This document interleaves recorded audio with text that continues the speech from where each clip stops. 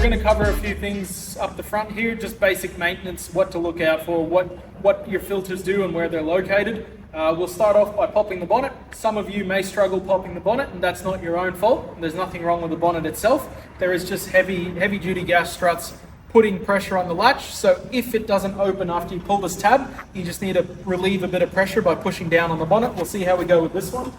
So this one is not opening. What you've got to do is you push down. There you go. You push down. As you can see, you've got to put a bit of weight on it. So you've got your standard 12-volt battery here with an isolator switch built in on top of it. If you're going to be storing the tractor for an extended period of time, just hit the isolator switch.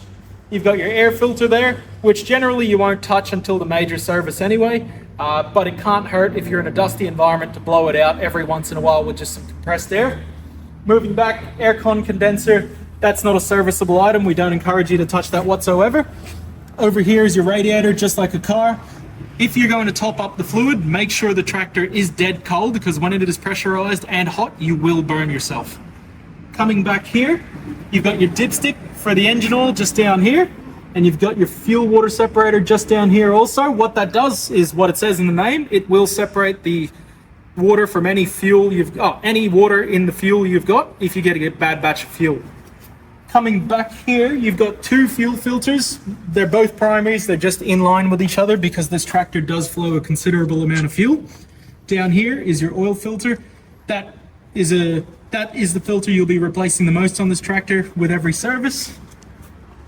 And on these filters here, actually on the fuel filters, are two bleed screws. If you pick up air in the system because you've run the tractor dry and picked up air out of the fuel tank, what you've got to do between that fuel water separator and these fuel filters is a primer bulb. Hang on, let me just get some stuff out of the way. Is a primer bulb located there. So what you got to do is crack those two nuts on top of the fuel filters, pump that until you've got a mixture of air and fuel coming out of them. When you know there's air, when you know it's fuel coming out of there, you are good. You lock that up, prime it a couple more times just to be sure, then turn the tractor on. This ball valve here actually pumps coolant into the cabin. So in the middle of winter, when you need heating from the tractor as opposed to air conditioning, you turn off the air compressor switch as I've shown you previously. You pop that ball valve forward and that'll pump hot water into the cabin, thus warming the cabin up. And come summer, if you're wondering why your aircon's not working, make sure you turn that off. So just on this side of the engine bay, you've got non-serviceable items, but we figured we'd show you anyway. Up here is your alternator, which is what charges the battery when the engine is running.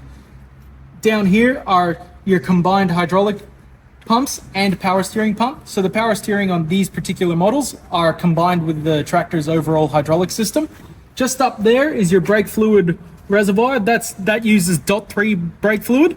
You don't have to worry about .4 or .4.1 because we don't have ABS and you're not going that fast in these. Down here is a hydraulic filter, and right back there is your starter motor. With regards to your front diff and front axle, you can pop a breather, which is located at the top of the axle just there. And when you go to fill, after you've bled the system, over here is essentially a sight glass, but you use it as a fill point. So once you start filling from there, you crack this open. Once it starts to overflow from there, you can do that up and you're good to go.